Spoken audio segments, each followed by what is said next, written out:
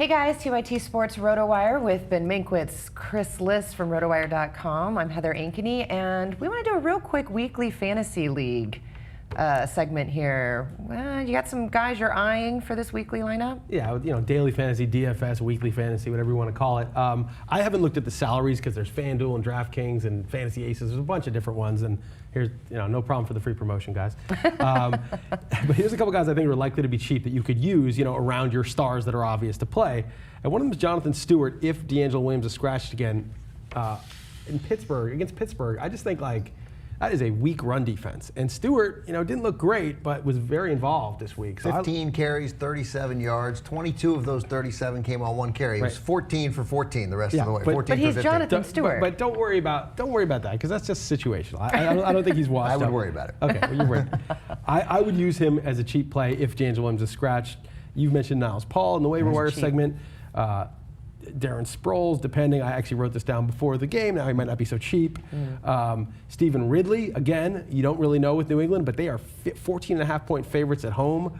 That is a player you use. When you have a 14-point favorite, use the hammer guy, the guy who doesn't, who's the heavy run guy. Marcus Colston did 0 this week on the road. They're at home against Minnesota. No catches, nothing for Marcus. Maybe no targets. No targets for Marcus. Don't worry about it. Don't even worry about it. If he's cheap because of that, buy him on the cheap. All right. Zach Stacy against Dallas. Love him if he's reasonably cheap. Hasn't had a huge start. Romo against the Rams. The Rams pass D is bad, although he'll probably get sacked and hurt. I would stay away from any high-priced guys in the San Francisco-Arizona game. You got two elite defenses and the possibility of a moderately inept quarterback in Arizona. I mean, he did not look great. They won the game. Talking about Stanton or Palmer? Yeah, he was 14 to 29. Yeah. He didn't. Michael Floyd had one catch, and so I would stay away from almost all offensive players who have any significant price to them in that game. And then a couple guys who might be down a little bit, Joique Bell and Reggie Bush, I suspect both are in line to have pretty big games at home against Green Bay.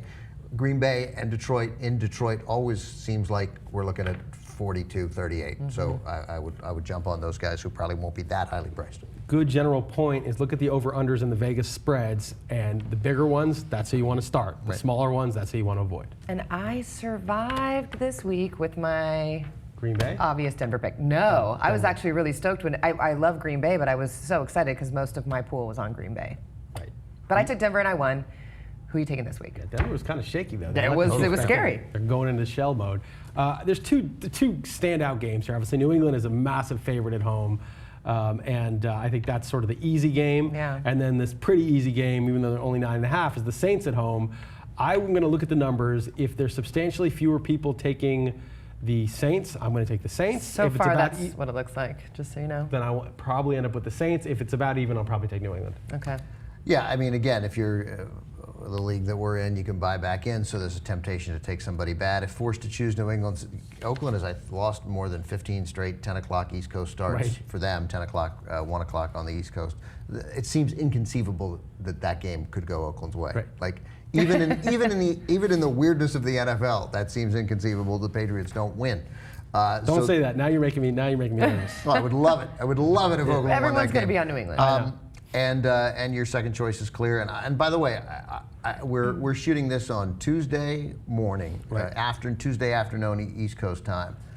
I would be stunned beyond belief if Adrian Peterson puts on those pads and plays Sunday. So I would keep that in mind. So New Orleans, but then who would be your third? Cincinnati.